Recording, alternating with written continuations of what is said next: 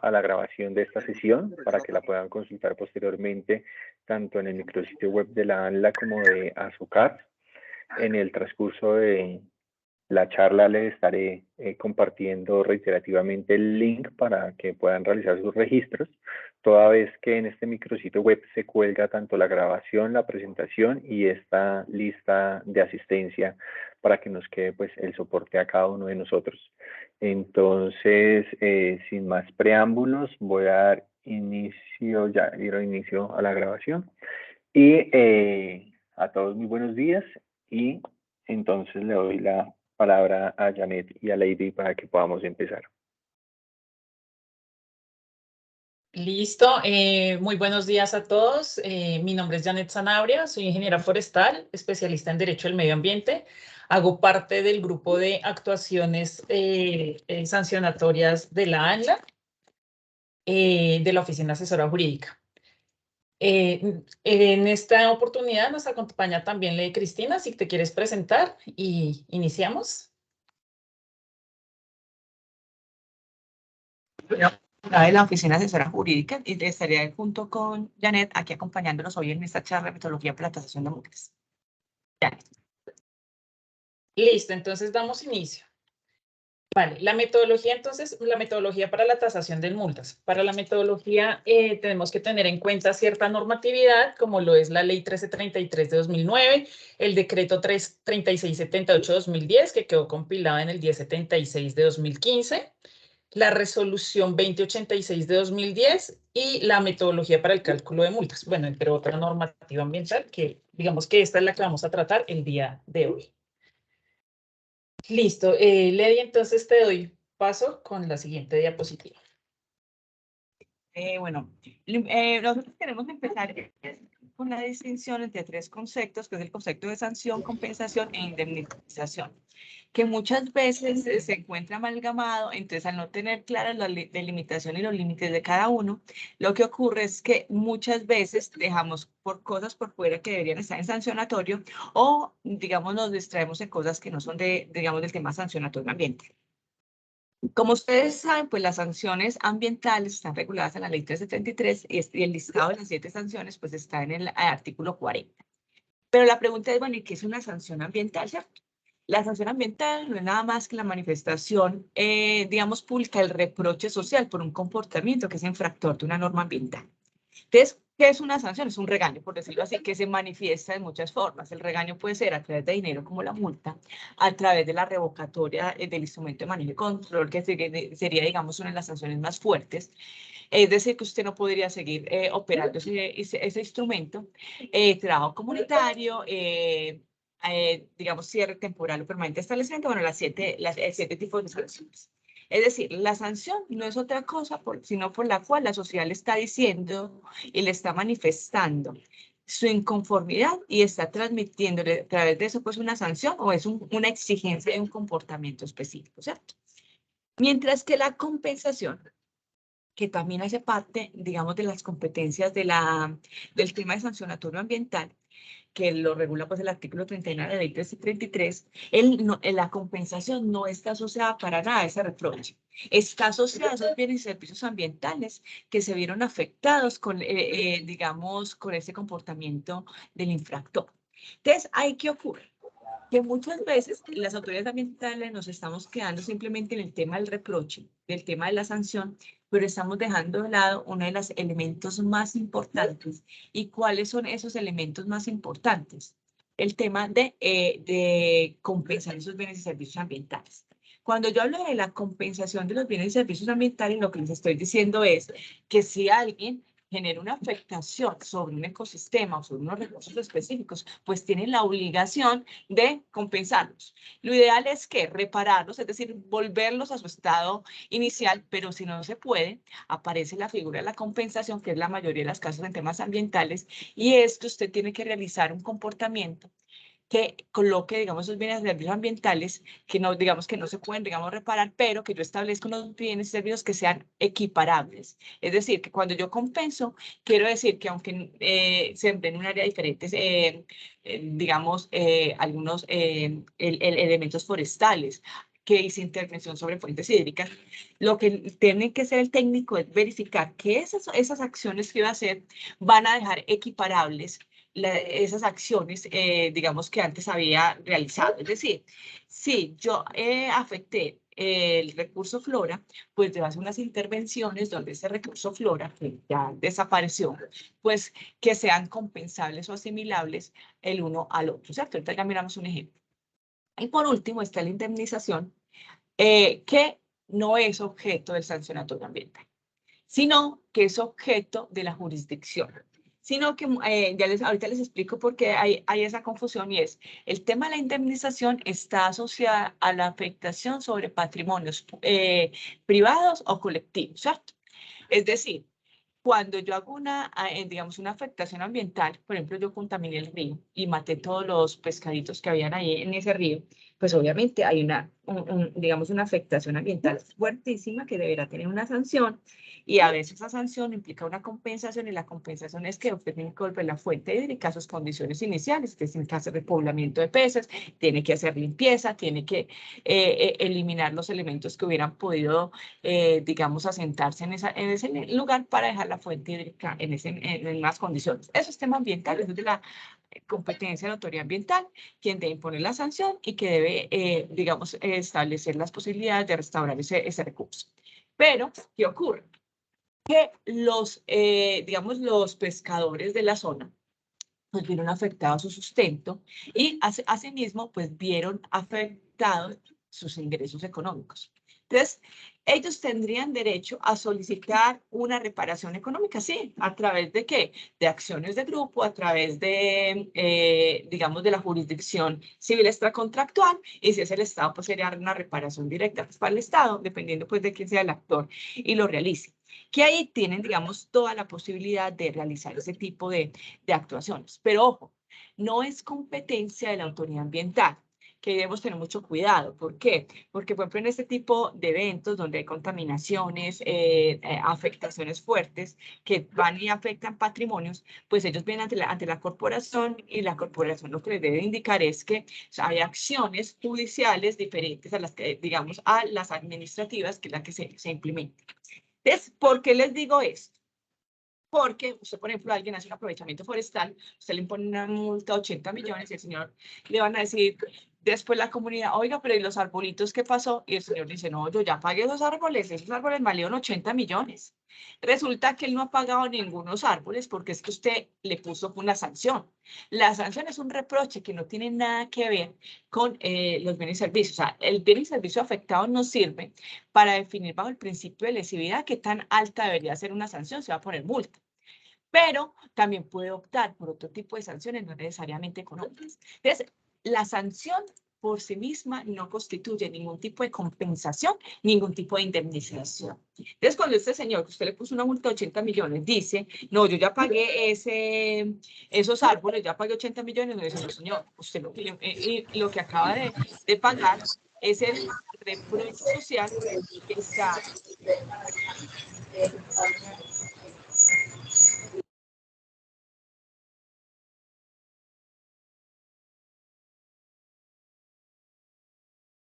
¿Me escuchan? Ahora sí. Sí, te escuchamos. Perfecto. Entonces, ¿qué ocurre? Cuando yo estoy digamos, en ese contexto, este señor me está diciendo, no, vea, yo ya pagué. No, señor, usted no ha pagado los árboles. Entonces, no ha pagado los árboles, usted solamente ha pagado la sanción. Multa. Falta un elemento importante. La compensación es que, claro, usted hizo aprovechamiento forestal de 100 hectáreas de bosque natural, nativo, tal, donde vivían unos, digamos, unos pajaritos, unas ardillitas, donde, digamos, constituían un elemento de sombra para la comunidad, un montón de elementos. Entonces, como pagó la multa, entonces el señor no tiene que volver a restaurar ese sistema. No, señor. Usted tiene que restaurar, y la autoridad ambiental es competente para imponer esa restauración vía administrativa que aplica en el artículo 31, es decir, el acto administrativo de sanción no solamente debe decir sanciónese con multa, trabajo comunitario, con cierre de establecimiento, sino, ojo, debería, si hay afectación ambiental, debería traer y realícese las siguientes actuaciones de compensación. ¿La compensación qué es? está enfocada en esos bienes y servicios ambientales. Que si no lo cumplen, ¿qué ocurre? Ah, pues que esa es una obligación de hacer. Y las obligaciones de hacer también se vuelven ejecutables, un título ejecutivo. Ah, que no la quiere hacer, pues si lo hace la autoridad, lo monetiza porque dice cuánto me valió realizar esa acción y como eso es una acción, digamos, un título ejecutivo, pues usted va y ejecuta ese valor. O sea, es decir, no es que si él no quiso, ¿qué voy a hacer la autoridad? Es que eso queda como una obligación de hacer, que te lo da una decisión administrativa, ¿cierto? Entonces, esas obligaciones, ahí digamos que nos estamos quedando muy cortos, nosotros estamos tratando de hacer un llamado como a las corporaciones para que apliquen este artículo 31 de la ley 1333, porque en ocasiones puede ser más relevante que una multa. Me explico. Usted, por este señor que hizo el aprovechamiento, que usted simplemente le paga una multa y supongamos que la pagó. La comunidad se queda esperando, oiga, pero ¿qué pasó con los árboles? No pagó la multa, pero los árboles se quedaron ahí. Entonces se volvió un pasivo ambiental. No, señor, el que no ha pagado digamos, y reparado ese ecosistema es ese infractor. Listo, entonces estas dos son de ¿quién? De la corporación. Pero resulta que ese mismo señor, que es un aprovechamiento forestal, al lado hay un apiario y las abejitas se alimentaban del bosque y producían la mejor miel digamos, de la región. El señor el propietario y los propietarios del apiario pues vivían obviamente de eso. Ese señor, como acaba de generar un perjuicio económico, pues también deberá pagarles a ellos, pero ya no le corresponde a la autoridad ambiental. Entonces, ¿le corresponde a quién? A digamos, a la jurisdicción, en una demanda que ellos coloquen de responsabilidad civil extracontractual o una acción de grupo, pues les tocará ir a donde ellos a decir, señor, miren que el señor, por haber cometido este hecho, que era infractor de la norma, mire las afectaciones económicas que me causa, pero no son nuestras. No son nuestras, sino que son, digamos, separadas. Para que me entiendan bien estos tres conceptos, nosotros siempre ponemos el mismo ejemplo, y les llamamos el ejemplo del jarrón. Usted invita a alguien a su casa, y usted tiene ahí un florero que es de tradición familiar, eso ha pasado de generación en generación, muy bonito, usted lo tiene ahí en la sala, usted pone sus flores, todo maravilloso. Y invita a un amigo a su casa y su amigo, en un momento de irracionalidad, se para y le quiebra el florero. ¿Usted qué hace? Inmediatamente, pues usted reacciona y le dice, se va a mi casa. Esa es la sanción, que es donde nos estamos quedando. Simplemente le dije a ese señor, váyase a mi casa. Pero resulta que ese florero, al quebrarse, pues ya me quedé sin donde poner las flores. Y al ser un tema de tradición familiar, pues eso tiene un valor emocional altísimo. O pongamos que era el florero de Llorente y que reconstruido yo vivía digamos, de que la gente fuera a visitar el bendito florero. Entonces, si lo miras, cuando tú simplemente te quedas con el regaño, se va de mi casa, pues manifestaste tu inconformidad, pero no resolviste el problema. El problema es que te quedaste sin dónde soportar las flores. Es decir, no te compensaron. O sea, el señor, ¿qué tendría que hacer? Tu amigo, el que te rompió el florero, pues tendría que comprarte uno con características similares para que siga cumpliendo las mismas funciones. Pero además, como este florero tenía valor emocional, pues me tendría que pagar ¿qué? Perjuicios morales. Y si era el florero de Llorente, pues la plata que yo recaudaba por que la gente me pagara. Entonces, miren que ahorita nosotros vamos a dar metodología de tasación, no es solamente sanción, pero nos estamos quedando en la sanción. Es decir, la sanción es un reproche social, pero el conflicto ambiental que surge por esa actuación de ese infractor, la autoridad ambiental no la está resolviendo. Es decir, no le estamos imponiendo esas medidas de compensación y nos estamos quedando con un montón de pasivos ambientales por no aplicar ese artículo 31. Y la indemnización, que digamos que tiene un elemento importante, y es que como estamos hablando de patrimonios individuales, les explicaba ahorita, pero también patrimonios colectivos, y ahí entran las autoridades ambientales, especialmente las territoriales, ¿cierto? O sea, las que tienen, pues, aquellas que tienen, digamos, territorio. La ANLA, nosotros como administramos digamos, el tema de las licencias, estamos en todo el territorio nacional, pero los recursos no son administrados por nosotros, sino por las corporaciones. Entonces, nosotros no podríamos ser sujetos, pues, activos de una demanda. Pero ustedes sí, lo explico. Este señor que afectó la cuenca, no sé, del Magdalena, donde, digamos, un montón de especies vivían, y entonces eso generó una pérdida de valor paisajístico, de valores ambientales. Entonces ustedes van, ponen la sanción, le ponen las cosas de compensación, pero resulta que cuando usted impone compensación, ustedes saben que, por ejemplo, cuando hay que restaurar el ecosistema no se restaura de forma inmediata, es decir, que hay la sociedad va a perder el bienestar, digamos, de disfrutar el paisaje, del oxígeno, o sea, del bienestar que te genera un medio ambiente sano durante, pongámosle, 5 o 10 años que se demore el ecosistema en regresar. Entonces, ¿qué ocurre? Entonces, ya, hay que esperar entre esos 10 años de esa pérdida de bienestar social, que esa pérdida de patrimonio natural durante ese tiempo, ¿qué hacemos? Pues, señores, ustedes podrían demandar. ¿A través de qué? De la jurisdicción.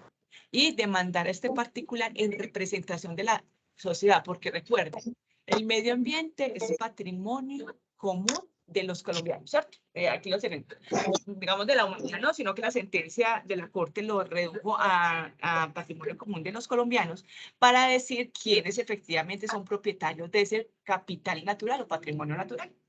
Entonces, si todos somos, obviamente, al ser una comunidad difusa, no determinada, pues, ¿quién será? El Estado, que es el representante de la comunidad.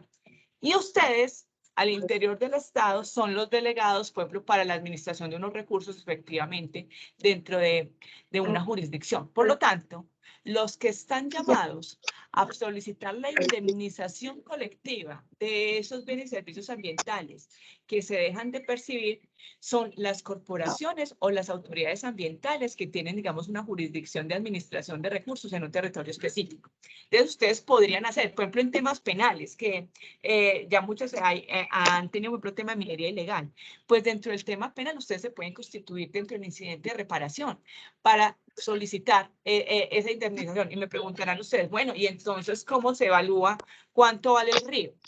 Recuerden que hay unas técnicas de valoración económica de la economía ambiental, de la economía neoclásica, que trata de ponerle precio a esos bienes. Pero ojo, no le pone precio al bien, no es que el árbol valga tanto.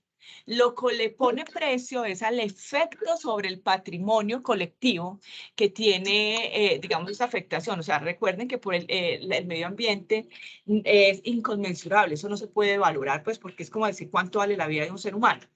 Pero lo que yo sí puedo hacer es decir cuál es el impacto que generó en el patrimonio de todos los colombianos. Me explico, hay unas técnicas. Por ejemplo, una de las fáciles, pero que digamos que tiene algunas limitaciones, que el costo de viaje. Estas afectaciones fueron en la Sierra Nevada de Santa Marta. Entonces, al ser en la Sierra Nevada de Santa Marta, pues cae el turismo. Entonces, digamos que una de las técnicas es cuánto le vale a la comunidad que quería disfrutar de este paisaje desplazarse a ver el siguiente paisaje, digamos, con las mismas características. Entonces, eso se calcula dependiendo, pues, del origen de las personas, de las distancias recorridas, pues hay unos métodos. Valoración contingente. Es otro método. ¿Cuánto estaría dispuesta la comunidad a haber dado para que eso no se afectara? ¿Cierto? O cuánto estaría dispuesta la comunidad para conservarlo, ¿cierto? Hay varias técnicas de valoración que te vuelven en precio. No en precio el recurso. Les vuelvo y les digo que el recurso no tiene valor económico, ¿cierto? Tiene valor pues en sí mismo, pero no tiene valor económico monetariamente hablando. Pero lo que se valora es el efecto y el impacto sobre el patrimonio de los colombianos. Ustedes representan ese impacto sobre el patrimonio de los colombianos por la actuación de la infracción cometida. No sé si aquí tienen algunas dudas o quedaron claras las diferencias entre sanción, compensación e indemnización.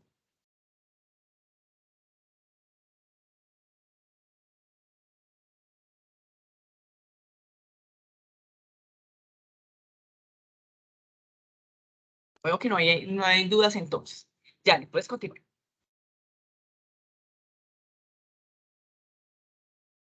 Listo, entonces continuamos. Como ya lo indicó Lady, bueno, las sanciones están establecidas en el artículo 40 de la Ley 1333 de 2009. Encontramos 7 sanciones que están establecidas. Son las multas diarias, el cierre temporal o definitivo del establecimiento, la edificación o el servicio, la revocatoria o caducidad de los permisos que se den, las licencias ambientales, las concesiones, la demolición de obra a costa del infractor, el decomiso definitivo de especies silvestres o productos o subproductos o elementos que estén siendo utilizados para cometer la infracción, la restitución de especies de flora y fauna silvestre y el trabajo comunitario. Entonces es importante pues saber que estas son las únicas sanciones que están establecidas por la Ley 1333, porque muchas veces confundimos el trabajo comunitario como una sanción. Ya como lo explicó Lady, el artículo 31 de la Ley 1333 establece las medidas compensatorias e indica que la imposición de una sanción no exime al infractor del cumplimiento de la medida que la autoridad ambiental estime pertinente para compensar o restaurar el impacto causado. Entonces es, digamos que muy diferente, la medida compensatoria hace parte de una adición a la sanción, no hace parte como tal de una sanción.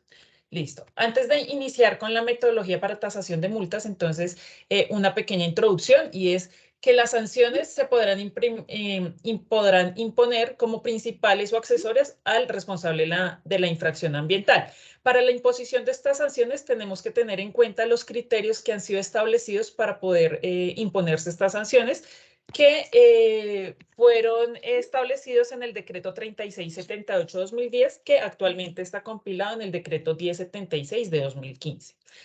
En cada proceso sancionatorio únicamente se podrán imponer una sanción principal y hasta 2 accesorias, es decir, por cada procedimiento sancionatorio únicamente podemos imponer 3 sanciones. Se impondrán de acuerdo con las características del infractor, el tipo de infracción y la gravedad de esta. Y algo muy importante es que el decreto 3678, como dije, está compilado en el 1076, estableció que todo acto administrativo que imponga una sanción debe tener como fundamento un informe técnico. Es decir, antes de que, para imponerse esta sanción, el acto administrativo debe fundamentarse en un informe técnico. Digamos que no lo establece por norma. Y este informe técnico debe tener como mínimo las circunstancias de modo, tiempo, lugar, detallar los grados de afectación ambiental, las circunstancias agravantes o atenuantes y la capacidad socioeconómica del infractor. Si bien estos son criterios que hacen parte de la tasación de multas, si se impone una sanción diferente a la multa, el informe técnico también debe tener, o sea, como mínimo debe tener estos elementos que les acabo de mencionar. Es decir, si imponemos otra sanción como trabajo comunitario o decomiso, debe tener como mínimo estos ítems. Listo, continuamos. Para la tasación de multas. Entonces, la tasación de multas está establecida en la resolución 2086 de 2010 y el ministerio tiene una metodología que se llama metodología para el cálculo de multas por infracción a la normativa ambiental, manual conceptual y procedimental, que fue expedido en el 2010. Es un instrumento para poder entender un poco más la resolución y tiene más amplio el desarrollo de los criterios. Listo. Esta sanción de multa se impondrá cuando se cometan infracciones en materia ambiental y se impone con base en unos criterios que, como les dije anteriormente, quedaron establecidos en el decreto 3678-2010, compilado en el 1076 de 2015. Esos criterios quedaron allí establecidos, pero fueron desarrollados posteriormente por la resolución 2086 de 2010. ¿Cuáles son estos criterios? El beneficio ilícito, el factor de temporalidad, el grado de afectación ambiental y o la evaluación del riesgo, las circunstancias agravantes y atenuantes, y los costos asociados y la capacidad socioeconómica del infractor. Estos criterios son los que me componen la ecuación de multa que está establecida en el artículo 4 de la resolución 2086, que la multa es igual al beneficio ilícito más el factor de temporalidad por el grado de afectación ambiental y la evaluación del riesgo por 1 más circunstancias agravantes o atenuantes más costos asociados y todo esto multiplicado por la capacidad socioeconómica del infractor. Iniciamos con el primer criterio correspondiente al beneficio ilícito. ¿Qué es el beneficio ilícito? El beneficio ilícito es la ganancia o el beneficio económico que obtiene el infractor a raíz de su infracción ambiental. En el beneficio ilícito, lo que se busca es desviar el comportamiento de este infractor hacia la conducta, digamos, lícita, menos costosa. ¿Qué significa eso? Es proyectar el beneficio ilícito y calcularlo a la opción lícita para ingresar, digamos que esta conducta al escenario lícito.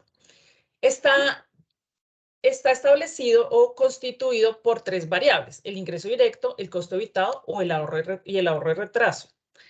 ¿Qué es el ingreso directo? El ingreso directo es el ingreso real que obtiene el infractor por el hecho ilícito o el hecho infractor. Es el ingreso real, es decir, un ejemplo para esta variable de ingresos directos.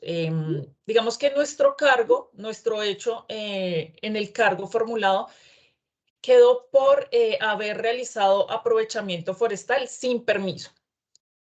Pero al ver, digamos, la conducta, el hecho de haber talado no fue en un área protegida o en un área donde la autoridad ambiental nunca le hubiese dado un permiso. Y aparte de esto, verificamos que efectivamente en la visita no se encontraba el material y este material pudo ser vendido o fue vendido. Entonces, el ingreso real en este caso se establece por la venta de ese material. Digamos que el ingreso directo, los casos más comunes o más característicos para esta variable se encuentra en la realización de hechos en donde se hace una extracción ilegal de los recursos naturales y estos recursos naturales son vendidos, como el caso que les comentaba. Entonces, el aprovechamiento forestal, donde se vende la madera, o el hecho de haber realizado un aprovechamiento mineral sin haber contado con la licencia ambiental. Entonces, el ingreso directo en estos casos está constituido por la venta de ese material mineral. O en los casos de fauna, cuando la persona, o el hecho en nuestro cargo quedó porque la persona realizó la captación de un individuo de fauna y la está utilizando para exponerla, para recibir un dinero económico por, digamos que mostrar el animalito. Ese ingreso que él recibe es el ingreso directo que nosotros le vamos a cobrar por ese hecho ilícito. Entonces, los más comunes son por la extracción ilegal, tanto de minería, de fauna y de flora que vemos en estos casos. Otra variable para este criterio es el costo evitado, que es el ahorro económico por parte del infractor ambiental al incumplir las normas ambientales o los actos administrativos. ¿Qué significa esto? Un ejemplo, nuestro cargo quedó por haber realizado aprovechamiento forestal sin obtener el permiso, pero nos damos cuenta que en el área donde realizó el aprovechamiento forestal se le hubiera podido dar permiso si la persona lo hubiese solicitado. Entonces, en estos casos, que la conducta lícita, más cercana era referente a haber solicitado el permiso ante la autoridad ambiental para obtener este aval para realizar el aprovechamiento, bien sea la tala, la captación o los vertimientos, todas estas actividades que se hacen sin permiso de la autoridad ambiental, que quedaron establecidos como hechos infractores dentro de nuestros cargos, se establece como beneficio ilícito el costo evitado, que es el costo que la persona, la inversión que la persona hubiese tenido que hacer ante la autoridad ambiental para solicitar ese trámite, es decir, el costo del permiso. Y aparte de eso, también el costo de los estudios que eran requeridos eran requeridos por la autoridad ambiental para estos permisos ambientales. Entonces se cobra esa inversión que ellos dejaron de hacer para ingresar a esa opción lícita que era haber tenido el permiso para el aprovechamiento del recurso natural. Otros casos que vemos en costos evitados es cuando ya tienen un permiso o tienen una licencia y tenían que realizar alguna construcción o alguna actividad que requiera obviamente de una inversión económica. Digamos, ejemplo, en las captaciones, que se da el permiso de captación de aguas superficiales, se les establece a las personas, a los beneficiarios, que deben construir una obra de captación. Pero entonces, cuando vamos a hacer el seguimiento, nos damos cuenta que la persona no ha construido estas obras o también cuando se les impone que tienen que hacer una siembra por estas captaciones. Entonces, vemos que no ha hecho la obra o que no ha hecho la actividad de siembra. y se le inicia el sancionatorio y se le formula por haber incumplido estas obligaciones, el costo evitado en estos casos va hacia la inversión económica que tenía que hacer el beneficiario para construir esa obra de captación o para sembrar los árboles. O en el caso de las licencias, entonces tenía que hacer una obra y la persona no la hizo, el ahorro económico es el dinero que se ahorró por no haber construido esa obra. Aquí hay una diferencia entre los trámites, los costos de los trámites y los costos evitados cuando son referentes a inversiones que debió realizar en capital, con equipos, con infraestructura, como les decía, o mano de obra, o el mantenimiento de esas inversiones ya realizadas, o la operación. Es diferente. Entonces, cuando son estos casos, estos costos evitados, digamos que son referentes a estas inversiones de mantenimiento, de infraestructura, de operación, al costo de estas inversiones se le resta el impuesto, la tarifa única sobre la renta gravable, que como ustedes ven, la ecuación de costo evitado es igual a costo evitado, Y2 es igual a costo evitado por 1 menos impuesto. En este caso de las obras de inversiones a capital, de mantenimiento y de operación, se impone este impuesto conforme el estatuto tributario, que es la ley 633 de 2000, y ya se establece dependiendo del tipo de infractor. Entonces, si son sociedades comerciales, tiene una tarifa, un impuesto de 33%, o si son en zona franca, un 15%, o si se trata de personas naturales, pues ya tenemos otros rangos, como los que están viendo en la tabla. Entonces, esto únicamente se impone cuando los costos evitados hacen parte de infraestructura, capital, mano de obra, o sea, obras que se tenían que hacer. Pero la metodología indica que cuando el incumplimiento obedece a procesos administrativos, como la solicitud de los permisos, de las licencias, las modificaciones, estos costos evitados se calculan a partir de los costos de los procedimientos, pues, que tienen establecidas las autoridades ambientales. Entonces, estos sí serían unos costos netos. Listo. Y pasamos a la última variable de beneficio ilícito, que es los ahorros de retraso. ¿Qué son los ahorros de retraso? Es la utilidad que obtiene el infractor derivada de los retrasos en las realizaciones de las inversiones que son exigidas para el cumplimiento de la norma.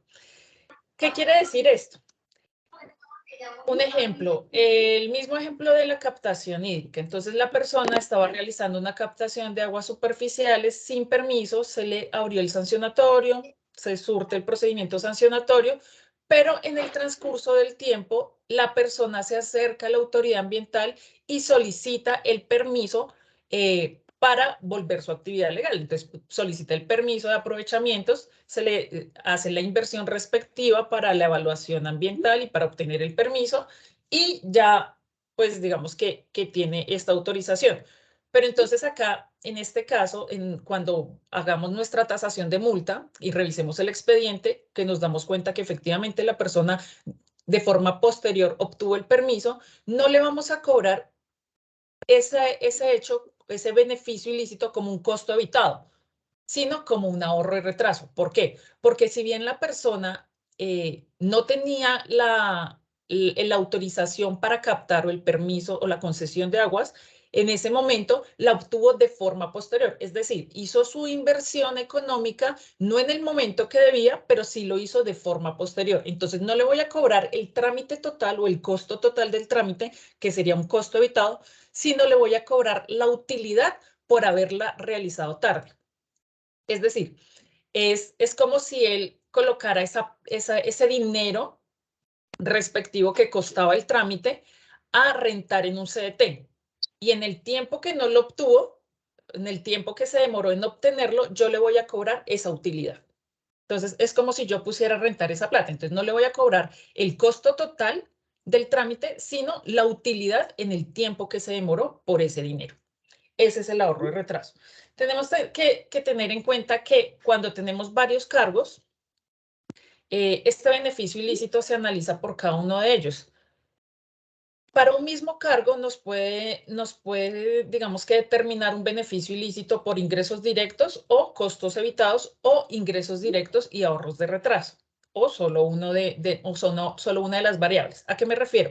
A que por un mismo cargo no podemos establecer costos evitados y ahorros de retraso. ¿Por qué? Porque o la persona nunca realizó las inversiones de las que dependía el cumplimiento de su obligación o las realizó de forma posterior.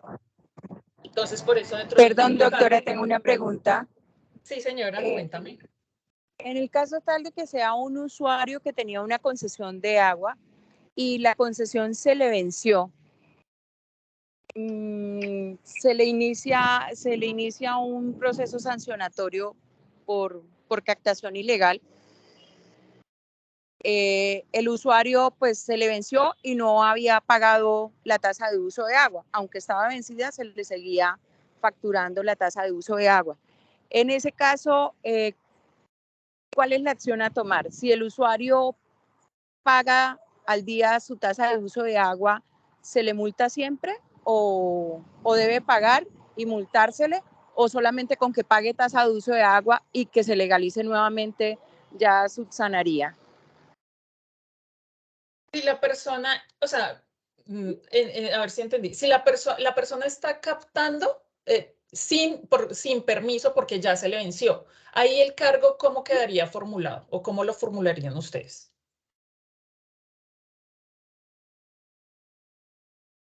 Porque recuerden que esto depende de cómo nos quede el hecho en el cargo formulado. Entonces, digamos, en ese caso, ¿cómo han formulado el cargo? Pues sería captación ilegal de agua. Uso y aprovechamiento, sí. Listo, como tú me indicas, es captación ilegal del recurso hídrico. Ahí sería costos evitados. ¿Por qué? ¿Cuál es la conducta lícita más cercana para que él no hubiera ingresado en esa infracción? Es haberse acercado a la corporación o a la autoridad ambiental y haber pagado la prórroga o la modificación o haber solicitado un nuevo permiso. Entonces tenía que sacar un dinero para entrar a esa conducta lícita. En ese caso, y si no lo hizo nunca, sería un costo evitado, pero solo le cobraría, como dice la metodología, se busca desviar el comportamiento del infractor hacia la conducta lícita menos costosa. Digamos que en este caso sería el costo del permiso. Entonces ahí sería el costo evitado. Ah, listo, ¿Sí? muchas gracias, muy amable. Listo. Si quieren, perdón, si quieren, hacemos toda la presentación y al final respondemos las dudas como para que no nos quede ningún tema digamos, por exponer, ya que la metodología es un poquito larga. ¿Les parece? ¿Están de acuerdo? O si quieren, vamos contestando de una vez. No, al final está Pues bien. yo tengo una pregunta muy puntual. Vale, si quieren, Me disculpen, yo respondemos tengo una esa pregunta muy puntual. y las otras las Sí, respondemos al final. ¿Les parece? Listo, exacto. cuéntame. En los costos, en estos costos evitados, hablabas de que había que, o sea, tenerlo en cuenta como la rentabilidad de un CDT, ¿cierto? Pero pues, o sea, tú sabes que en el dinero puede rentar dependiendo del tipo de... La rentabilidad depende del banco, del servicio, ¿ves? O sea, ¿cuál sería la referencia?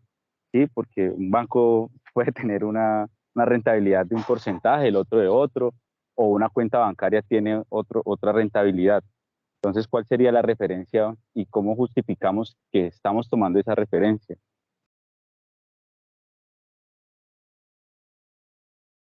No sé si me Listo. entender la pregunta. Sí, te entendí. Digamos que nosotros ahí, obviamente lo que tú dices es muy cierto, dependiendo del banco sería pues la rentabilidad. Nosotros lo que hacemos es tomar las tasas de rentabilidad del Banco de la República.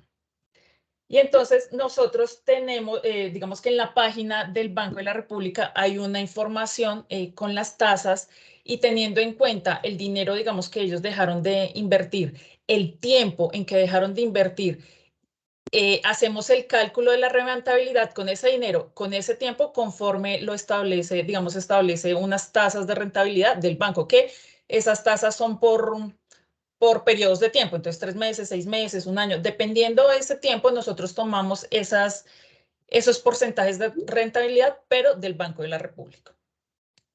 Digamos que así lo hacemos por lo que tú dices, porque todos los bancos pues tienen una rentabilidad diferente. Ok, perfecto. Yo puedo hacer una pregunta, es que no me queda muy claro esto, por ejemplo, ¿sí me escucha? Sí, sí, señor. Mira, es que no me queda muy claro en el sentido de el ahorro y retraso, precisamente porque nosotros cuando vamos a campo siempre el tema de temporalidad se convierte en un factor casi que difícil de comprobar. Entonces, por lo general nosotros tomamos como temporalidad instantánea, sobre todo aquí en el departamento del Magdalena, que se vive mucho el fenómeno en épocas de verano, de que muchas personas utilizan trinchos y hacen captación mayor de agua de la concesionada. Entonces ahí nosotros, primero, ¿cómo comprobamos eso? Y a mí sí me gustaría que hiciera un ejercicio o así más claro, porque yo no estoy entendiendo el tema de cómo tenemos esos intereses, a qué apunta esos intereses de los cuales usted nos está hablando, o me está hablando, porque yo no comprendo todavía y me estoy aquí rascando la cabeza. Gracias.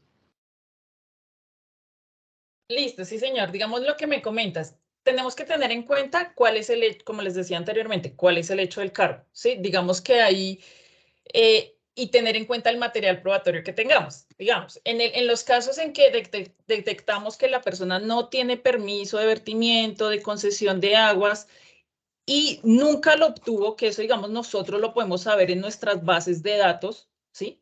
Que si ellos se acercaron a la corporación o la autoridad ambiental, hicieron el trámite y obtuvieron su permiso, pues ya nosotros en las bases de datos podemos efectivamente comprobar que ellos ya tienen o ya solicitaron su permiso o su concesión.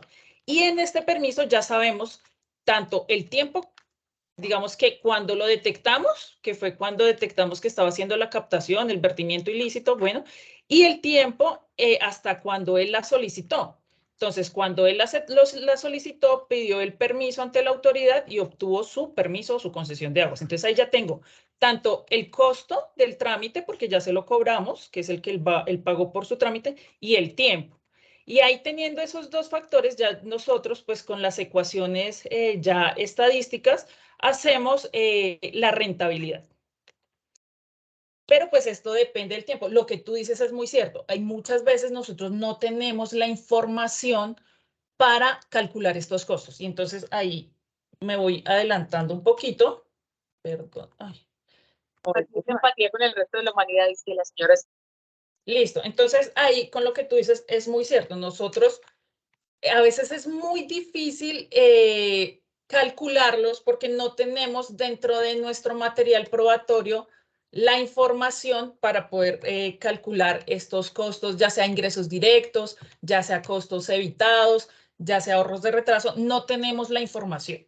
Algo muy importante de recordar es que todos estos criterios de la tasación de multa tienen que tener una base de justificación. O sea, nosotros no podemos imponer 2 pesos, 3 pesos, 5 pesos sin que esté debidamente soportada, justificada y probada. Muchas veces nos dicen, no, pedamos una cotización. No es tan bueno porque, como digo, esto tiene que ser probado. O sea, ¿cuánto dinero obtuvo usted por la venta de los árboles? ¿Cuánto dinero obtuvo usted por la extracción minera? En algunos casos podemos hacer el cálculo, digamos como en la extracción minera, que la UBME tiene unos costos establecidos en el mercado. Pero digamos en los temas forestales, en los temas de fauna, no están establecidos unos costos a nivel nacional. Entonces ya entraríamos a entrar en un campo subjetivo de ver cuánto se le puede cobrar. Entonces, no es, digamos que todo esto como está soportado por un material probatorio, muchas veces no tenemos esa información para cobrarlo. Lo que tú dices, entonces vamos y solo un día, o no tenemos cuánto le costó, no sabemos cuánto le costó la infraestructura, o no sabemos cuánto dinero obtuvo por la venta del material. Entonces, sí sabemos que la persona obtuvo un beneficio ilícito. O sea, sí podemos decir, venga, la persona obtuvo un ingreso directo por la venta del recurso, por la venta de la madera o por la venta del mineral o porque la persona estaba exhibiendo el animal y estaba recibiendo dinero por ese actuar. Entonces, sí hay un ingreso directo porque la persona efectivamente estaba obteniendo un dinero de ese hecho infractor. O la persona obtuvo un ahorro y retraso porque, digamos, en estos casos, entonces, no hizo la infraestructura que debía hacer, pero la hizo de forma posterior. Entonces, ahí no es un costo evitado, sino un ahorro y retraso, pero no sabemos cuánto le costó la infraestructura. No tenemos la información, no tenemos toda la información para calcularlo, pero sí podemos establecer que fue un ahorro y retraso. O no hizo la infraestructura, entonces, un costo evitado. O sea, es importante establecer en nuestro concepto técnico que soporte la sanción que efectivamente hay un beneficio ilícito y plasmar la justificación de por qué se establece que hay un beneficio ilícito, bien sea por ingreso directo, costo evitado o ahorro y retraso. Ahora entramos al ámbito de que si lo podemos calcular o no, porque como digo, muchas veces no tenemos la información para poderlo calcular. En estos casos que establecemos que efectivamente hay un beneficio ilícito por alguna o por varias de estas variables, la metodología nos da la posibilidad y nos indica que que cuando no pueda ser calculado este beneficio ilícito, lo podemos trasladar como una circunstancia agravante. Pero algo muy importante es que tenemos que dejar la justificación de que efectivamente hay un beneficio ilícito, pero no lo podemos calcular por el motivo que sea, que no tenemos la información o que, bueno, ahí sí ya depende del material probatorio que nosotros tengamos. Pero entonces en estos casos que haya beneficio ilícito, pero que no lo podamos calcular, la metodología nos da la posibilidad de trasladarlo como un agravante. Más adelante se los voy a presentar. El agravante es el correspondiente a obtener a obtener provecho económico para sí o para un tercero. Y este corresponde a un 20%. Es decir, que si yo establezco que hay beneficio ilícito y no lo puedo calcular, ese beneficio ilícito va a estar representado en el agravante como una adición en un 20%. ¿Listo? Entonces, más adelante les voy a decir cuál es el agravante, se los presento. Otra variable del criterio de beneficio ilícito es la capacidad de detección de la conducta, que es la posibilidad de que la autoridad ambiental detecte la ocurrencia de la infracción ambiental. Esta puede ser baja, media o alta. ¿Pero qué significa esto? Es que tan fácil que nosotros como autoridad ambiental podamos detectar las infracciones ambientales.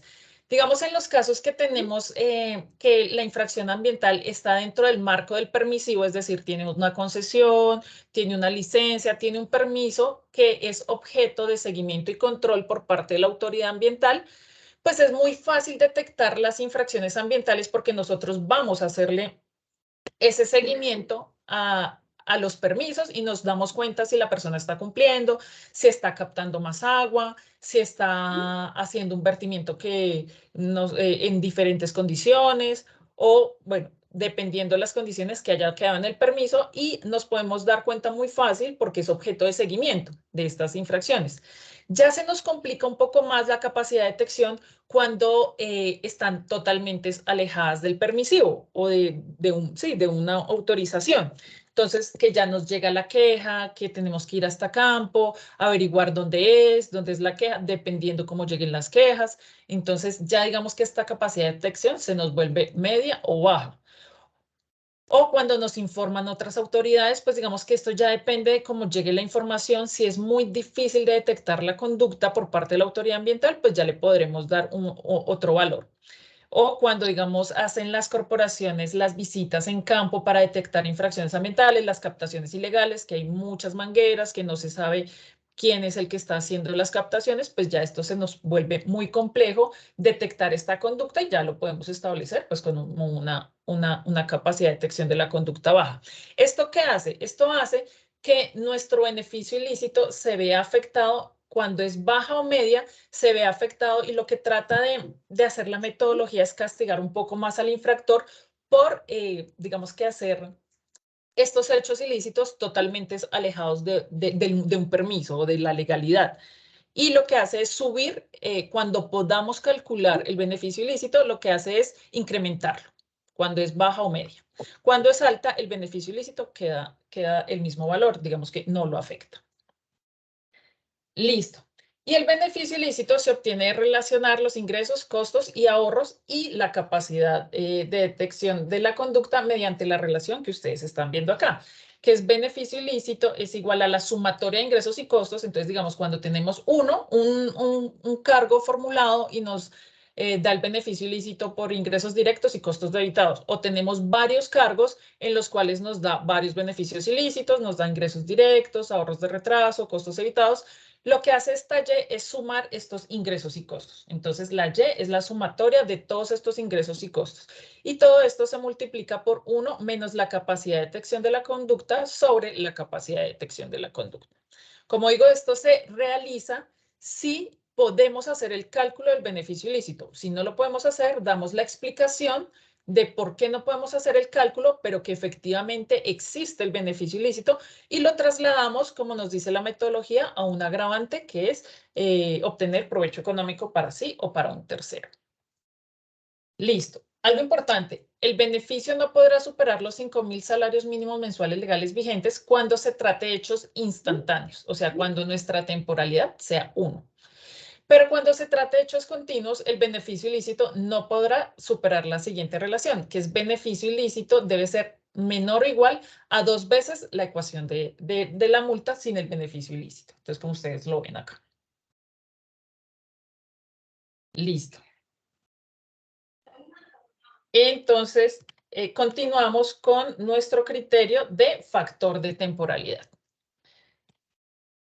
¿Qué es nuestro criterio de factor de temporalidad? Es el que considera la duración de la infracción ambiental o del hecho ilícito, identificando si este se presenta de manera puntual, continua o discontinua en el tiempo. Esto debe ser probado pues, con nuestro material probatorio, es con el que justificamos esta temporalidad, pues en qué se encuentra. Como digo, considera cuánto tiempo se realizó este hecho ilícito. Y la manera de calcularlo se encuentra asociada al número de días que se realiza el hecho infractor. En los casos en los cuales nosotros no podamos determinar una de estas fechas, se considera que la infracción es un hecho de sucesión instantánea, o sea, nos va a dar un solo día. Y es importante tener en cuenta que este factor se encuentra acotado entre 1 y 4, donde 1 es una actuación instantánea y 4 es una acción sucesiva de 365 días o más. Es decir, que nuestro hecho ilícito, si sucedió en 1 año, en 2 años, en 3 años, en 5 años, siempre va a tener el máximo factor ponderador. Importante, pues, que justifiquemos y soportemos tanto la fecha inicial del hecho infractor como la fecha final. Entonces, ejemplo, fuimos a campo y detectamos ese día que estaban haciendo una captación de aguas sin permiso. Como no sabemos desde cuándo la están realizando, pues nuestro material probatorio que tenemos es esa visita. Por lo tanto, la fecha de inicio corresponderá a esa visita en que detectamos la infracción ambiental. Es importante, digamos, algo que nos hemos dado cuenta en el transcurso de desarrollar este procedimiento o esta metodología, es que es muy importante no solo hacer seguimiento a los procesos permisivos, sino también a los sancionatorios. ¿Por qué? Porque muchas veces nos quedamos con el primer informe de la visita de queja, con el primero que vamos y no tenemos toda la información necesaria para poder desarrollar muchos de los criterios de la tasación y nos vemos cortos al final para hacer nuestro concepto técnico. Entonces es muy importante hacer seguimientos también a los procesos sancionatorios. También nos podemos soportar, pues dependiendo cómo haya quedado el material probatorio de nuestros expedientes permisivos, que también hacen pues un seguimiento continuo y nos damos cuenta si efectivamente pues las conductas se siguen realizando. Entonces, la fecha de inicio tiene que estar debidamente soportada cuando se identificó la infracción ambiental o cuando inició la conducta. ¿Por qué? Porque Digamos, en los casos en que vamos a campo y detectamos los hechos ilícitos en campo, como lo son vertimientos, captaciones, talas, actividades que no tienen permiso, pues no sabemos desde cuándo iniciaron, pero tenemos el material probatorio para establecer como ese día, como fecha de inicio, porque es lo que podemos probar. Pero en los casos que son obligaciones que están establecidas dentro de un permiso, dentro de una licencia, dentro de un instrumento que tienen unos condicionantes temporales, es decir, usted me tiene que entregar una información a más tardar en 3 meses. Entonces, él tiene hasta cuando se cumplen los 3 meses para cumplir con la obligación. El día +1 de esos 3 meses ya empieza nuestra infracción ambiental. Y esto ya no lo tengo que detectar en campo, sino es una información o bueno, es una conducta que yo puedo verificar como autoridad ambiental en mis bases de datos.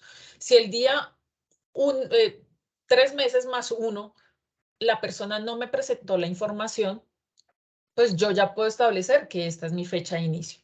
¿Hasta cuándo? Hasta cuando me presente la información. O una actividad en campo que tenía un condicionamiento de temporalidad. Entonces tenía que hacer una obra o el mantenimiento de una obra en un plazo máximo de 1 año. Cumplido el año y no se hizo la obra o el mantenimiento y así más adelante vayamos a hacer el seguimiento y nos demos cuenta que no está el mantenimiento, no sería la fecha de la visita, no, porque él tenía un condicionante de hacer ese mantenimiento o esa estructura o esa obra o esa siembra el día, el año que nosotros le establecimos como plazo máximo de realización. Entonces ya no sería la fecha de visita que nos dimos cuenta que no lo hizo, sino el día 1 después del plazo que se le indicó en el permiso. Esta sería nuestra fecha de inicio. Entonces, depende del caso que tengamos y de la formulación del cargo que corresponde a nuestra fecha de inicio de la infracción ambiental. Y la fecha de finalización, igualmente tenemos que tener en cuenta nuestro material probatorio, entonces los seguimientos que hicimos, donde nos dimos cuenta que efectivamente las personas continuaban haciendo la captación sin permiso o el vertimiento o la extracción mineral. Entonces podemos establecer en estos casos una fecha de inicio, una fecha final y podemos establecer que es un hecho infractor que se presentó de manera continua en el tiempo, en 2 meses, 3 meses, 1 año, 5 años, dependiendo del material probatorio que tengamos. Si no lo podemos probar, ya no tenemos la información para soportar estas fechas, pues ya nos quedará como un hecho de sucesión instantánea. Listo. La metodología nos presenta unas tablas donde podemos observar cuál es el factor de temporalidad para los días que nosotros podamos probar que se sucedió el hecho ilícito. Entonces, digamos 256 días. El factor de temporalidad, aquí ya la tabla me lo dice, que es 3.1016. O se puede realizar la ecuación, pero teniendo en cuenta que solo puede estar acotado entre 1 y 4. Listo. Grado de afectación ambiental y evaluación del riesgo. Digamos que este criterio es el que es más largo dentro de nuestra tasación y es el que nos exige un poco más de conocimiento dependiendo los hechos infractores que se hayan realizado. Entonces, si es un tema de fauna, pues entonces un biólogo, si es un tema forestal, pues un ambiental o un forestal, si es un tema de construcción. Entonces, dependiendo, ya digamos que realizamos nuestro concepto técnico dependiendo de la infracción, pero pues requiere de experticia en el tema. Encontramos dos escenarios que nos contempla la resolución 2086, que es afectación ambiental y riesgo ambiental. Listo. ¿Qué significa este criterio de grado de afectación ambiental y evaluación del riesgo? Es la medida cualitativa del impacto a partir del grado de incidencia de la alteración producida y de sus efectos. ¿Qué significa? Es el efecto, lo que aquí vamos a calificar o lo que vamos a evaluar es el efecto generado por nuestra conducta infractora. Entonces, nuestra conducta infractora fue la tala ilegal, sin permiso. ¿Cuál es el efecto de esa tala ilegal? Entonces, la afectación por pérdida de biodiversidad o por eliminación de los individuos o, bueno, la afectación que nosotros consideremos al bien de protección flora por esa por ese hecho infractor. Entonces, aquí lo que se califica y evalúa es el efecto generado de esa infracción ambiental, de ese hecho infractor. O entonces, la captación hídrica sin permiso. Entonces, el efecto es el riesgo por la posible disminución de mi caudal. O el vertimiento sin autorización. Entonces, y tengo cómo probar la afectación. Entonces, por alterar la calidad del recurso hídrico, río, quebrada, X. Entonces, a lo que me refiero es que vamos a calificar en este criterio es el efecto generado de ese hecho infractor.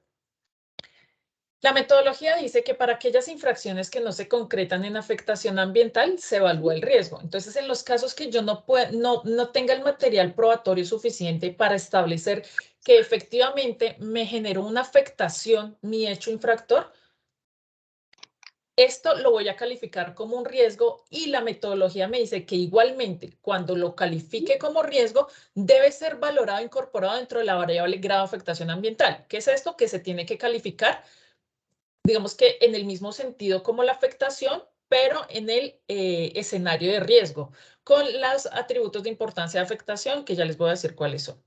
Entonces, lo primero que debemos determinar para iniciar a evaluar este criterio es determinar las afectaciones y los riesgos relevantes, porque estos son los que vamos a valorar en la importancia de afectación. Entonces, tenemos un cargo y decimos, bueno, fue por el aprovechamiento forestal de un área. Entonces decimos, no, hubo una afectación porque hubo una disminución, una eliminación de los individuos arbóreos, que eran especies, no sé, vedadas o bueno, las características que tengan. Pero entonces nos vamos a ir decimos, no, efectivamente nuestro material probatorio nos da para establecer una afectación al bien de protección flora. Pero entonces decimos, no, pero los animalitos también se debieron ver afectados, pero no lo podemos probar, no sabemos cuántos animalitos habían, qué especies, no tenemos como la información suficiente, entonces decimos, no, puede ser un riesgo al recurso fauna, pero entonces aquí ya tenemos una afectación grave, que es al recurso flora, y un riesgo que conforme el material probatorio no está tan claro y no, se nos iría por riesgo y la evaluación podría ser un poco menor. Entonces aquí mi afectación relevante es la flora. Entonces no voy a calificar la fauna porque la metodología nos está diciendo que determinemos las que son relevantes. Entonces mi relevante es la flora. ¿Por qué la metodología hace esto? Porque la resolución 2086 en sus parágrafos tanto del artículo 7º como del artículo 8º establecen que cuando se evalúen varias afectaciones o varios riesgos o varias afectaciones y riesgos, se va a hacer un promedio. ¿Sí? Digamos que no se va a sumar, sino se va a promediar, porque la resolución nos indica tácitamente que es promedio.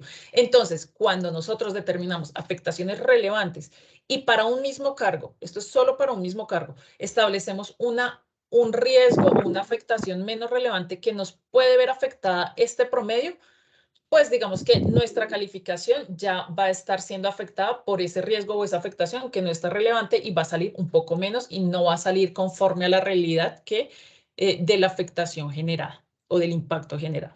Entonces, por eso es que nuestra metodología nos dice, determina las afectaciones o riesgos relevantes que son los que vas a valorar. Entonces, tenemos 3 cargos, entonces determinamos una afectación para el cargo 1, la relevante, para el cargo 2 decimos, no, pues es un riesgo, entonces un riesgo relevante, para el cargo 3, o sea, para cada uno de nuestros hechos determinamos nuestras afectaciones y riesgos relevantes, que son los que vamos a valorar en la importancia. Entonces, para la valoración de la importancia de afectación o la valoración de la importancia del riesgo, entonces, como les dije anteriormente, la metodología nos dice, si estableces afectación, la valoras y la incorporas en el grado de afectación ambiental mediante la calificación de estos atributos. Lo mismo cuando, o sea, para riesgo hacemos el mismo desarrollo.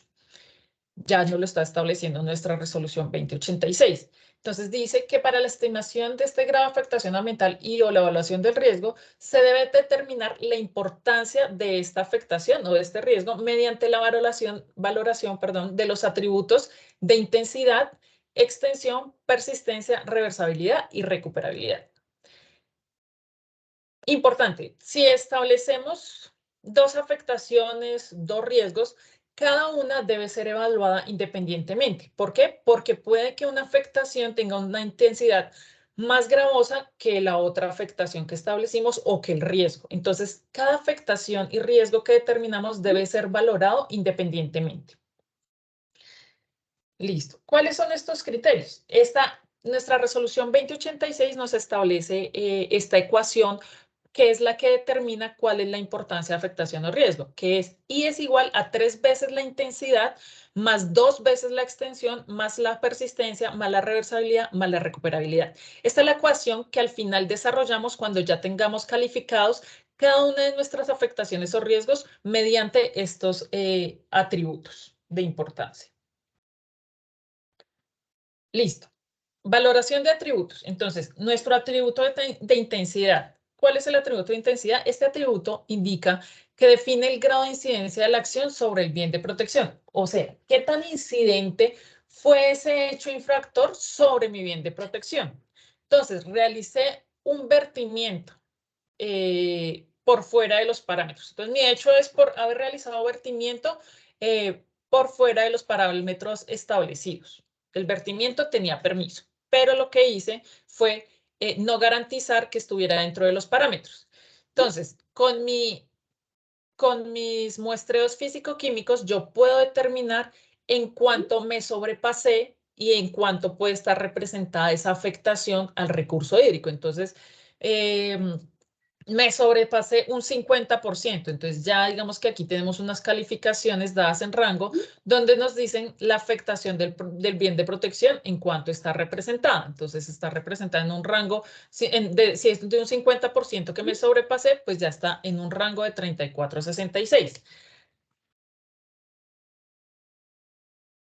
Acá tenemos un inconveniente, es cuando no contamos o con los muestreos físico-químicos o cuando los bienes de protección pues no tienen unos parámetros de calidad, como son la flora, la fauna. Entonces ya entramos a un escenario que, digamos, nos complica nuestra evaluación, pero pues igual la podemos efectuar teniendo en cuenta el material probatorio que tengamos dentro de nuestro expediente. Entonces, la idea acá es fundamentar técnicamente por qué se considera que la afectación o el riesgo está entre un porcentaje bajo, medio, bueno, o alto, dependiendo de nuestras calificaciones.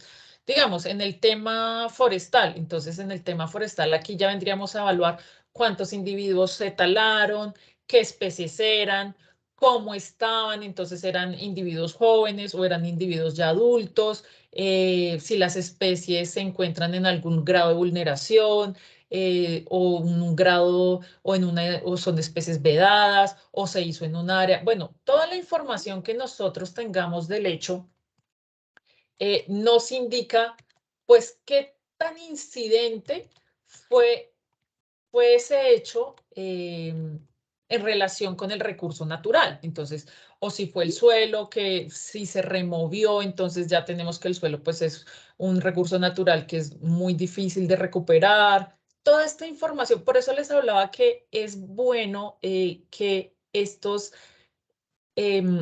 criterios, sobre todo este criterio, esté desarrollado por un profesional dependiendo la conducta infractora. Como digo, si es un tema de tala, pues sería un forestal, o un biólogo, o si es un tema de fauna, pues un biólogo, si es un tema ya más de suelos, más de infraestructura, de pronto un civil. Entonces, o muchas veces nos damos cuenta que tenemos que hacer estos conceptos o esta valoración con profesionales pues interdisciplinarios. Entonces yo me siento con un profesional de otra rama, entonces con un biólogo o con un civil y podemos valorar estos atributos pues porque ya tenemos unos conocimientos conjuntos que nos permiten realizar estas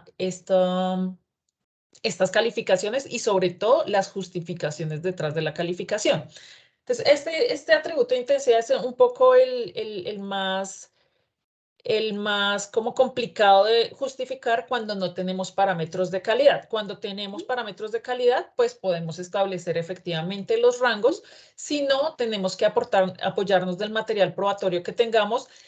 También recomendamos soportarnos de estudios técnicos. Muchas veces los vertimientos sabemos qué componentes tienen, si son metales pesados, cosas que ya tienen estudios técnicos de los cuales podemos aportar bibliografía. O digamos en los temas forestales que también tienen, podemos aportarnos de bibliografía que nos indiquen cómo es su reproducción, cuánto tiempo demora en crecer un individuo de esa especie, si se reproducen fáciles, por semillas, por estacas, cuáles son las características de las especies. Digamos que todo esto no lo sabemos, muchas veces no lo sabemos nosotros, pero podemos soportarnos en material bibliográfico que nos den ese soporte técnico para poder establecer calificaciones. Extensión. Se refiere al área de influencia del impacto en relación con el entorno. Digamos que este es un poco más sencillo de calificar porque pues esta es una información que establecemos en campo. Entonces, fueron 2 árboles, podemos establecer que es un área inferior a 1 hectárea, pues podemos delimitar el área, o si es si lo tenemos dentro de un permisivo, entonces nos vamos al PMA, si es una extracción, ya sabemos cuál es el área. Ya digamos que esta extensión es un poco más fácil de calificar.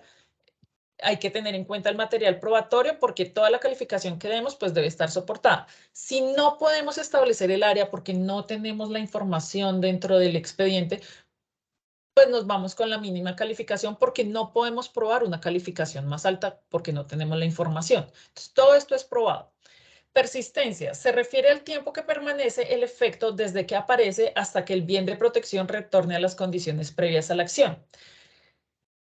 Listo, esto depende entonces de nuestra afectación o nuestro riesgo que nosotros hayamos determinado. Ejemplo, fue una tala, entonces fue por afectación por la eliminación de los individuos o riesgo por una eliminación, dependiendo la especie, dependiendo pues la justificación técnica que hayamos dado.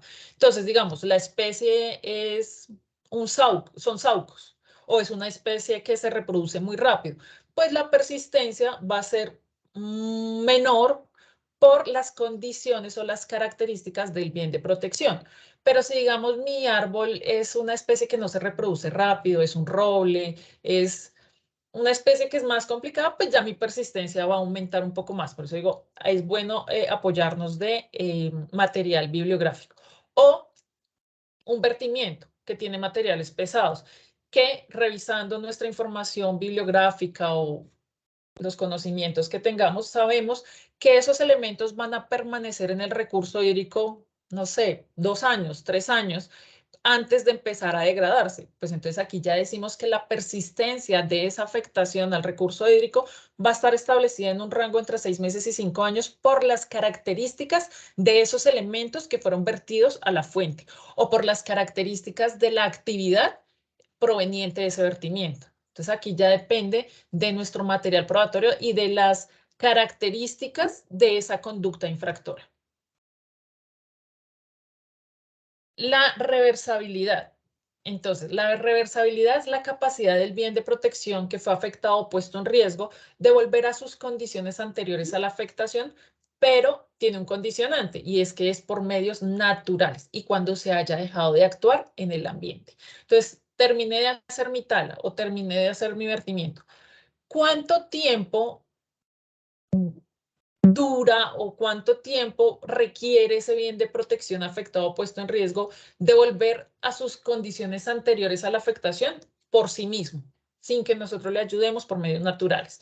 Entonces, si ya sabemos que el vertimiento tiene unas características especiales porque tiene materiales pesados o tiene hidrocarburos, pues ya me dice que mi calificación no va a ser menor a 1 año, ya puede ser menor, ya puede estar entre 1 y 2 años o puede ser superior a 10 años, o puede que una afectación sea permanente y no pueda volver a sus condiciones anteriores y le podemos dar acá la máxima calificación. Otro ejemplo, el tema de suelo. Entonces se hizo una extracción mineral y se afectó por la eliminación de este mineral o bueno, la afectación que determinemos. Tenemos que tener en cuenta las características de estos bienes de protección afectados. Digamos, el suelo es muy difícil de recuperar, pues por sus condiciones de formación a través de los años o miles de años. Pues ya una eliminación de estos minerales que fueron sin permiso, pues ya van a suponer una afectación permanente porque no se va a recuperar o va a durar muchísimo tiempo en recuperarse. Otra cosa diferente, pues, es los bienes de protección flora, de pronto fauna, dependiendo la especie, dependiendo el caso específico, porque hay unas especies que se recuperan muy fácil o se recuperan en un periodo corto, en un corto periodo de tiempo, como hay especies que demoran mucho tiempo para recuperarse. Por eso es importante la bibliografía. Entonces acá es cuánto tiempo dura el bien de protección de volver a esas condiciones anteriores por procesos de depuración o por procesos de asimilación del medio por condiciones naturales. Y el último atributo es el de recuperabilidad. Es un poco parecido al anterior porque es la capacidad de recuperación del bien de protección, pero por medio de implementación de medidas de gestión ambiental. Es decir, que nosotros le ayudemos al medio a recuperarse. Entonces, la eliminación de los individuos arbóreos. Pues la afectación la voy a poder recuperar si yo restauro el sitio, si yo hago una plantación, si yo estoy pendiente de la plantación y aseguro de que estos individuos prosperen. Entonces, dependiendo la especie, dependiendo la cantidad de los individuos, dependiendo de la información que yo tenga, puedo decir, bueno, las especies son de rápido crecimiento, no requieren condiciones, pues, digamos, muy extremas para su reproducción, para su crecimiento, entonces puede estar en un plazo inferior a 6 meses. Pero si ya veo que aún así yo sembrándola, la especie requiere de muchos condicionantes, tiene unas características que lo hacen de lento crecimiento, depende de la especie, pues ya puedo decir que se puede encontrar entre 6 meses o 5 años o que puede ser, como hablamos del suelo, puede ser una alteración que ni siquiera por acción humana puede recuperarse. Entonces, dependiendo, por eso es tan importante, antes de hacer la evaluación de estos criterios, determinar cuál es la afectación específica que se está efectuando por nuestro hecho infractor. Entonces, no es, digamos que no solo es bueno quedarnos en el bien de protección, sino ir un poco más allá, decir cuál es la afectación o el riesgo que se está generando. Si es por una captación de aguas, pues yo puedo decir, bueno, es que mi riesgo está representado en la disminución o en la alteración de ese caudal. Pero si es un vertimiento, igual es al recurso hídrico, pero puede estar representado es a la calidad, porque me está alterando mis características de la fuente hídrica. O el suelo, puede que yo haya eliminado ese mineral, pero puede ser una afectación por eliminación y otra afectación por inestabilidad. Entonces, no solo es irnos al bien de protección, sino irnos un poco más allá a determinar la afectación o el riesgo que me está generando esa conducta.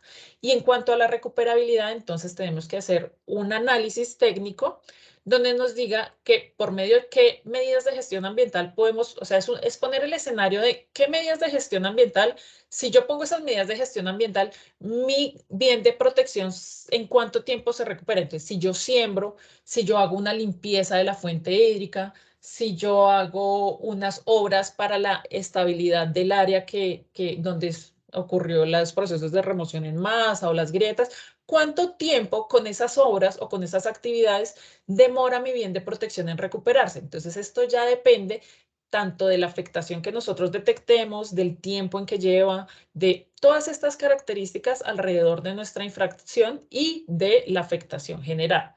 Ya teniendo estas calificaciones, ya puedo desarrollar mi ecuación que les mostré anteriormente para determinar la importancia de la afectación o el riesgo. Entonces, como ustedes ven, aquí el atributo más gravoso, los atributos más gravosos están representados en la intensidad y en la extensión. ¿Por qué? Porque están multiplicados 3 veces y 2 veces. Entonces, si yo pongo una afectación alta, me va a subir mi intensidad. Si pongo una extensión alta, igual. Entonces, esta es la ecuación que nosotros desarrollamos con los valores que ya determinamos anteriormente. Entonces, nos dio una intensidad de 12, nos dio una extensión de 1, una persistencia de 3, una reversibilidad de 3 y una recuperabilidad de 1. Desarrollamos esta ecuación y con el resultado que nos dé, buscamos en nuestra tabla que está establecida en la resolución 2086 y determinamos cuál es la importancia de esa afectación o riesgo. Entonces ya nos va a dar si es irrelevante, si es leve, moderado, severa o crítica. dependiendo el valor resultante que nos dé. Ejemplo, nos dio un valor resultado de 35. Entonces vamos a nuestra tabla y 35 quiere decir que esa afectación que yo evalué es moderada, pero nos dio 70. Entonces vamos a ver que nuestra afectación nos dio crítica. Ya cuando desarrollemos esta ecuación y determinemos la importancia de afectación o riesgo, ya encontramos 3 escenarios. Entonces, nuestro sancionatorio, tenemos un solo cargo o tenemos 3 cargos, se nos fue cada uno de los cargos por afectación. Todo es afectación. O solo un cargo por varias afectaciones.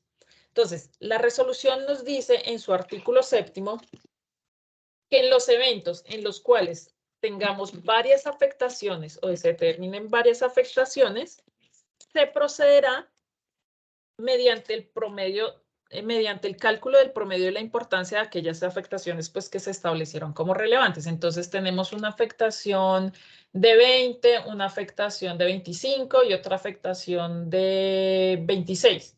Entonces, esas y lo que nos dice el artículo 7º en su parágrafo primero es que las vamos a promediar. Pero esto únicamente en los eventos en que tengamos afectaciones.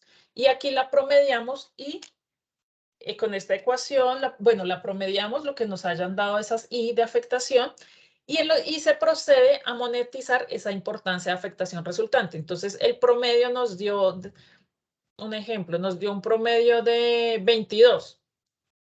Ese 22 es el que yo voy a reemplazar en la ecuación, que es I es igual a 22.06 por salario mínimo mensual legal vigente por I.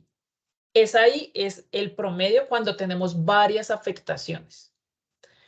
Y aquí ya monetizamos, o sea, pasamos a dinero esa importancia de afectación. Para el caso o para los eventos de riesgo, hay una ecuación adicional después de haber obtenido esa importancia del riesgo. Y es que se evalúa la relación de riesgo es igual a probabilidad de ocurrencia de la afectación por magnitud potencial de la afectación. La magnitud potencial de la afectación ya la definimos con el valor que hayamos establecido como importancia de ese riesgo. O sea, esa no la tenemos que calcular, sino esa ya viene determinada por la importancia del riesgo que hallamos anteriormente. Y entonces es esta. Dijimos que nos había dado una importancia de 21. Entonces, la importancia de nuestro riesgo fue moderado. Y aquí ya determinamos, como nos dice que 21 tiene un M, una magnitud potencial de 50. O 70, que nos dio crítica nuestro riesgo, ya la magnitud potencial va a ser de 80. Es decir, esto no lo tenemos que calcular, sino ya nuestra tabla de la resolución nos dice cuál es esa magnitud potencial de afectación. Lo que tenemos que determinar acá es la probabilidad de ocurrencia de la afectación. ¿Qué es esta probabilidad de ocurrencia de la afectación?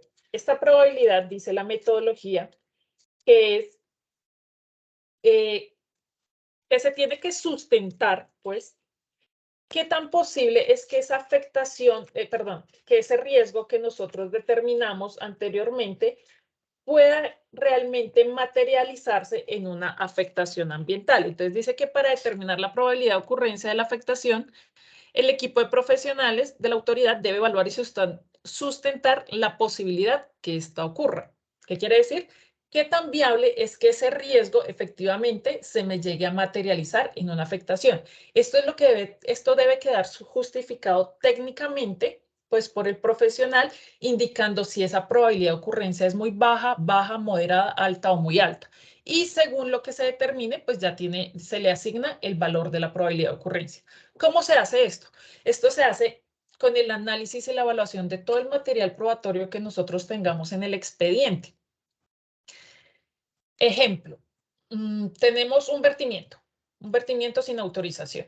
No nos fuimos por afectación porque no teníamos la información de los parámetros físico-químicos, entonces dijimos, no podemos probar que es una afectación al bien de protección hídrico, pero podemos establecer que es un riesgo porque es una actividad que no tiene un permiso, no tiene evaluación, se está realizando totalmente pues fuera de un permisivo. Entonces, es un riesgo, me está generando un riesgo a mi bien de protección hídrico. ¿Cómo yo determino ¿qué tan probable es que ese riesgo se me pueda generar en afectación? Ya con las características propias del hecho infractor. Entonces, el vertimiento lleva... El vertimiento...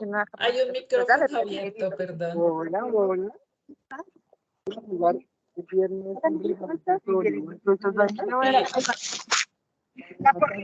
Perdón, hay un micrófono abierto. Listo, ya. Entonces, la probabilidad de ocurrencia. Entonces, calificamos este vertimiento. ¿Cuánto tiempo lleva? Entonces, el vertimiento lleva, lo evidenciamos y podemos probar que lleva 15 días. O solo probamos que llevaba una semana y se le hizo, o un día y se le hizo una medida preventiva y se selló el vertimiento. O el vertimiento duró un año. Entonces, ya es diferente las condiciones. Entonces, el tiempo es muy diferente un vertimiento que lleve 6 meses, un año, a un vertimiento que lo identificamos de forma puntual o en una semana, ya tiene características diferentes. Es más probable que mi vertimiento de un año tenga una probabilidad de ocurrencia muy alta. O la fuente, las características de la fuente receptora. Entonces, es una fuente que tiene gran cantidad de caudal, que puede hacer una depuración más grande. Entonces, bueno, esto me ayuda a que mi probabilidad de ocurrencia de afectación no sea tan alta. Entonces, puede ser moderada, puede ser baja. Pero es una quebrada que casi no tiene caudal, que no tiene como esa posibilidad de recuperarse. Pues yo digo, no, ya mi probabilidad puede ser más alta. O de dónde viene el vertimiento. Entonces, son unas actividades domésticas o son unas actividades que son intermitentes, que no es siempre está el vertimiento, o es una actividad porcícola que está el vertimiento todos los días. Ya estas características son las que yo entro a agrupar y de forma agrupada yo las evalúo y esto me da ya mi fundamento técnico para decir, ve, no, la probabilidad de esta afectación definitivamente es muy alta porque el vertimiento viene de una actividad industrial, por su actividad y por lo evidenciado y por lo que contenemos en los expedientes, el vertimiento lleva 8 meses realizándose, tiene materiales pesados, la fuente receptora no tiene gran cantidad de depuración. Bueno, el conjunto lo analizamos y decimos, efectivamente, mi probabilidad de ocurrencia es muy alta. O decimos, no, el vertimiento o la captación se realiza solo para doméstico, y en la casa viven 2 personas, la fuente tiene gran caudal, cómo se está captando, todas esas, y digo, no, la probabilidad de ocurrencia de esa afectación es muy baja. Entonces, depende del análisis técnico que hagamos para determinar el valor de probabilidad de ocurrencia. Entonces, ya teniendo nuestros valores de magnitud potencial de la afectación y de probabilidad de ocurrencia, ya podemos determinar el valor de nuestro riesgo. Entonces, ya digamos, la resolución nos trae una tabla que, digamos, que la podemos mirar y podemos determinar cuál es nuestro valor resultante R, o podemos hacer la multiplicación. Entonces, digamos, nos dio una probabilidad de ocurrencia moderada, 0.6, entonces lo buscamos en la tabla, y nos había dado una magnitud de, bueno, no me acuerdo, de 50, que era moderada. Entonces cruzamos y nos da que nuestro R corresponde a 30. Entonces es poner 0.6 por 50 nos da 30, 30 en nuestro R. Ahora bien, si solo tenemos un riesgo, procedemos a monetizar nuestro R. Nuestro riesgo nos dio 30, entonces reemplazamos en la ecuación el riesgo y desarrollamos la ecuación 11.03 por salario mínimo mensual legal vigente por nuestro riesgo que nos dio 30. Pero aquí encontramos otra situación. Y es que muchas veces tenemos varios cargos o varios riesgos. Y cuando se determina esta situación de varios riesgos dentro de un mismo, digamos que procedimiento o dentro de nuestro concepto técnico, determinamos 3 riesgos solo por riesgo, el escenario solo por riesgo. O sea, tenemos 3 riesgos, 4 riesgos, 5 riesgos, bueno, los riesgos que tengamos. La resolución 2086, en su parágrafo primero del artículo 8, establece que en aquellos casos en los cuales confluyan 2 o más infracciones que generen riesgo, se realiza un promedio de sus valores. Entonces, cuando es afectación, promediamos en la I, solo afectaciones. Cuando es solo riesgos, promediamos aquí en la R. Y sacamos una única monetización de la importancia del riesgo, como nos está diciendo la resolución 2086. pero encontramos otro escenario. Entonces encontramos en los escenarios, en el escenario en que encontremos en nuestra calificación afectaciones y riesgos, ya la resolución nos dice en su parágrafo segundo del artículo 8 que en los casos en los cuales suceda más de una infracción que se concreten en afectación y riesgo, se procede mediante el promedio simple de los resultados obtenidos al monetizar. Entonces, ¿qué hacemos? Sacamos nuestras monetizaciones, digamos, tenemos 2 riesgos y 3 afectaciones. Entonces, monetizamos cada uno de los riesgos por aparte. Monetizamos un riesgo, monetizamos el otro y monetizamos cada una de las afectaciones.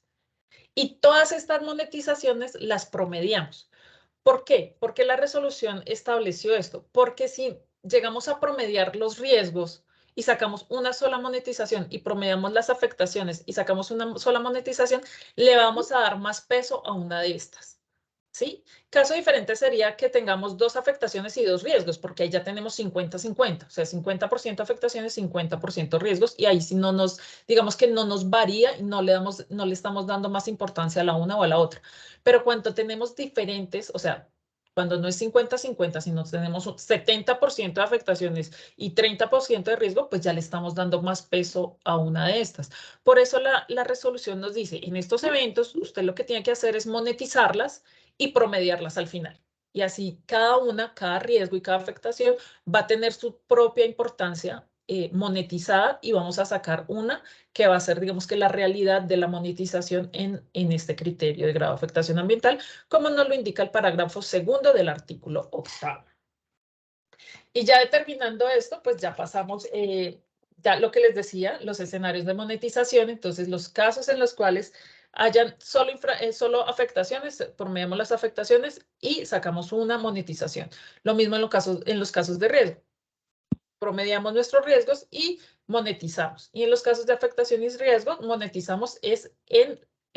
promediamos en nuestras monetizaciones. Listo. Seguimos con nuestro criterio de grado de afectación ambiental, en nuestro criterio de... Disculpa Sí, un momento.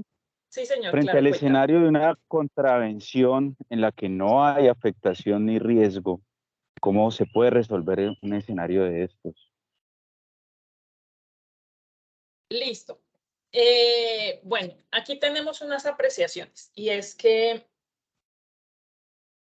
la resolución 2086 tiene también el manual y digamos que detrás de la resolución 2086 y detrás del manual hay un documento base que se llama, se me olvidó el nombre, es el documento que quedó suscrito entre la Universidad de Antioquia y el FONAM, que es el documento base del que nace la resolución y la metodología.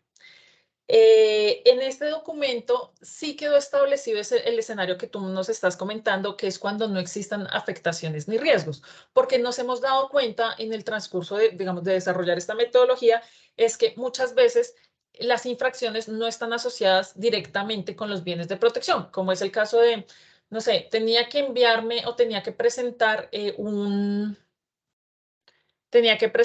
informe o tenía que presentar la copia de la lista de asistencia de las capacitaciones dadas o tenía que presentar temas documentales.